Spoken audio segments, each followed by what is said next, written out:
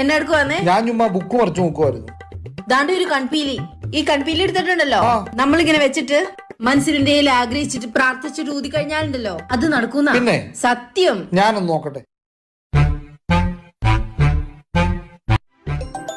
Hello, ശരിക്കും എല്ലാരും വരുന്നുണ്ടോ?